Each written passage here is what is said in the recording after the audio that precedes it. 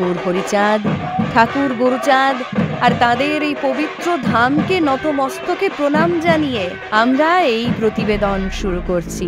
তাদের ত্যাগ, তিতিক্ষা, অন্যায়ের বিরুদ্ধে তাদের অদম্য লড়াই আজ গোটা বিশ্বের কাছে এক প্রেরণা। এহেন পবিত্র মতুয়া ধামে গত নির্বাচনের আগে প্রথমবারের জন্য এসেছিলেন প্রধানমন্ত্রী নরেন্দ্র মোদী। কি বলেছিলেন শুনুন। এই ঠাকুর নগরের মাটি পবিত্র মাটি, এই মাটি ঠাকুর গুরুচাঁদের মাটি। খুবই সত্যি কথা। এবারে বিজেপির আসল সত্যিটা দেখুন। যেই মাটির কথা মোদী সাহেব বলে গিয়েছিলেন, ঠাকুরনগরের কামনা সাগরের সেই মাটি ও জল প্রত্যাখ্যান করেছে অযোধ্যায় রাম মন্দিরের ভূমি পূজনের দায়িত্বে থাকা রাম মন্দির ট্রাস্ট। আর এভাবেই হরিচাঁদ ঠাকুর, গুরুচাঁদ ঠাকুর আর সমগ্র মতুয়া সমাজকে অপমান করেছে বিজেপি নেতৃত্ব। ঠাকুরনগরের মাটি এবং কামনা সাগরের জল নিয়ে যে অপমান করেছে, সারা ভারতবর্ষের, সারা পৃথিবীর মতো রাজ্যে গর্জে উঠেছে। ওদের আরএসএস এর এবং যে সংগঠনের ট্রাস্ট আছে, সেই ট্রাস্টের থেকে তারা জবাব দিক যে তারা ওখানে সেই মাটি ওরা নিয়েছে কিনা। কেন মোদিজি, মতুয়া ধামের মাটি নিলে কি আপনারা অপবিত্র হয়ে যেতেন? তাহলে কি বিজেপি এটাই বলতে চাইছে যে যেখানে ব্রাহ্মণরা পুজো করেন সেখানে তফসিলি জাতি ও উপজাতির প্রবেশ নিষেধ? মোদিজি, আপনি তো ঠাকুরনগরে এসেছেন ভোটের রাজনীতি করতে। এখানকার মানুষদের সুখ দুঃখের সাথে আপনার কোনো আত্মিক সম্পর্ক নেই। আপনি তো হরিচাঁদ ঠাকুরের নামও ঠিক মতো বলতে পারেন না। ठाकुरनगर को एक सामाजिक आंदोलन का गवाह रहा। ठाकुर हरिश्चंद्र जी ने হরিশ্চন্দ্র নয় মোদিজি, হরিশ্চন্দ্র নয়। সব জায়গায় যা ইচ্ছা তাই বলে দেওয়া যায় না। মোদিজি যখন এইসব ঢঙের কথা বলছিলেন তখন তার পেছনেই বসে হাত কচলাচ্ছিলেন এখানকার বিজেপি সাংসদ। কি বলবেন শ্রী শান্তনু ঠাকুর? উনি আর কি বলবেন? ওনার সামনে তো জুতো পরে ঠাকুরবাড়ির মন্দিরে ঢুকে পড়েছে কেন্দ্রীয় বাহিনী, ঢুকে পড়েছে বড়মার ঘরে। এই ঘটনা এই প্রথম নয়। এর আগেও তৃণমূলের নবজোয়ার চলাকালীন শ্রী অভিষেক বন্দ্যোপাধ্যায় যখন ঠাকুরবাড়ির মতুয়া ধাম পরিদর্শনে গিয়েছিলেন তখন তাকে বাধা দিতে বিজেপির কেন্দ্রীয় বাহিনী একইভাবে জুতো পরে মন্দিরে প্রবেশ করেছিল। এর কোনো উত্তর আছে? এখানে সেন্ট্রাল ফোর্সকে দিয়ে কেন্দ্রীয় বাহিনীর জওয়ানদের দিয়ে মহিলাদের উপর আক্রমণ করা হয়েছে।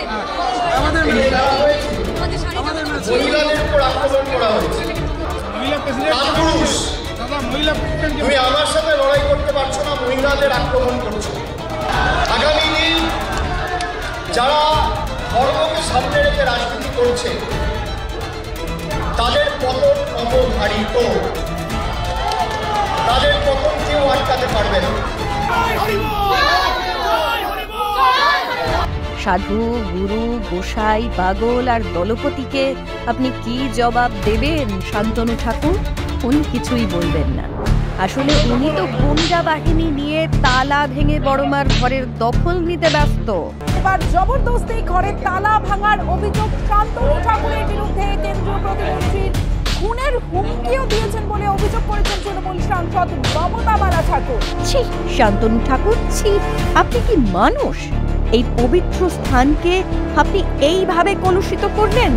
বড়মার প্রিয় পুত্রবধূ আর অসহায় নাতনিকে আপনি এক কাপড়ে বাড়ির বাইরে বের করে দিলেন।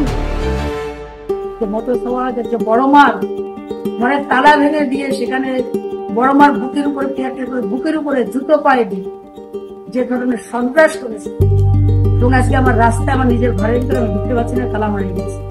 আর একমাত্র সম্ভব যে বড়মার সেই যাকে আমি সেবা যখন প্রেসিডেন্ট হারা হয়েছে, এই বড়মায়ের ফটোগ্রাফিতে জড়িয়ে আজকে আমার রাস্তায় নামতে হবে।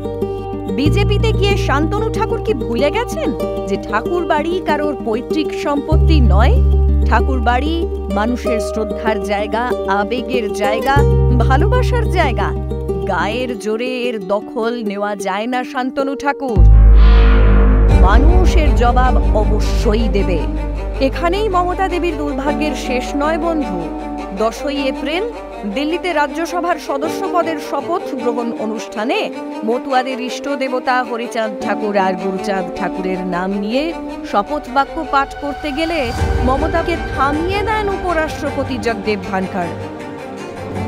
আমি মমতা ঠাকুর রাজ্যসভার সদস্য হইয়া শ্রী শ্রী হরিচাঁদ ঠাকুর এবং গুরুচাঁদ ঠাকুর নামে শপথ করিয়া। হরি গুরু ঠাকুরের নাম বাদ দিয়ে দ্বিতীয়বার শপথ নিতে বাধ্য করা হয় তাকে। আমি মমতা ঠাকুর রাজ্যসভার সদস্য নির্বাচন হইয়া ঈশ্বরের নামে শপথ করিতেছি যে আমি চ্যালেঞ্জ করে বলে যাচ্ছি যে আজকে আমার ঠাকুরের নাম আজকে এখানে উচ্চারণ করতে দেওয়া হলো না। ভারতের স্বরাষ্ট্রমন্ত্রী আর প্রধানমন্ত্রী আমি বলে যাচ্ছি যে এর জবাব আমার মতুয়ারা আপনাদের দেবে। এবার বড়মা চাইতেন পিছিয়ে থাকা মতুয়াদের জীবনের সার্বিক উন্নয়ন। বড়মার সাথে মুখ্যমন্ত্রী মমতা বন্দ্যোপাধ্যায়ের সম্পর্ক ছিল 25-30 বছরের। একসাথে অনেকটা পথ তাঁরা হেঁটেছেন। মতুয়া সম্প্রদায়ের জন্য গঠন করেছেন ডেভেলপমেন্ট বোর্ড। গাইঘাটার মধ্যেই চাঁদপাড়ায় 8.8 একর জমি আমি কৃষি বিভাগ থেকে দিয়েছি এডুকেশন ডিপার্টমেন্টকে, বিশেষ করে হরিচাঁদ গুরুচাঁদ বিশ্ববিদ্যালয়।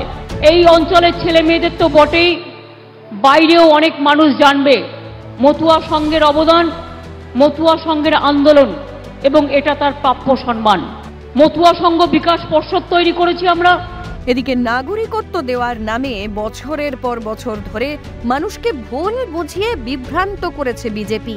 তারা ভুলে গেছে ভারত একটি মহান দেশ, আর আমরা সবাই এই দেশের নাগরিক।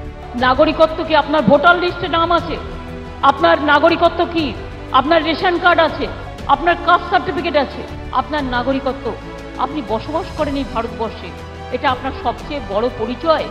মতুয়াদের আমরা নাগরিকত্ব দেবো। আপনারা কাদেরকে নাগরিকত্ব দেবেন? যারা নাগরিক তাদেরকে নাগরিকত্ব দেবেন। এই মাটি যতটা আমার, এই মাটি ততটা আপনার। এই ভারতবর্ষ যতটা নরেন্দ্র মোদীর, এই ভারতবর্ষ ততটা আপনার। যেই মাটিতে দাঁড়িয়ে মানুষ ঘাম রক্ত ঝরিয়ে পরিশ্রম করে, সেটাই তার দেশ। এই মাটি আমাদের ঘাম রক্ত দিয়ে কেনা, কাগজ দিয়ে কেনা নয়। তাই কাগজ দেখিয়ে নাগরিকত্বের অধিকার আমাদের বিজেপি থেকে চাই না। আমরা সবাই নাগরিক। আমরা বাংলায় এনআরসি চালু করতে দেব না, দেব না, দেব না। ঠাকুর গুরুচাঁদ বলেছিলেন, যে জাতির দল নেই সে জাতির বল নেই। আমাদের দল খেটে খাওয়া মানুষের দল। আমাদের বল হলো ত্যাগ, প্রতীক্ষা আর লড়াই। তাই এবারের ভোট হোক বাংলা বিরোধী বিজেপিকে হারিয়ে দেশকে নবজাতকের কাছে বাসযোগ্য করে যাওয়ার ভোট।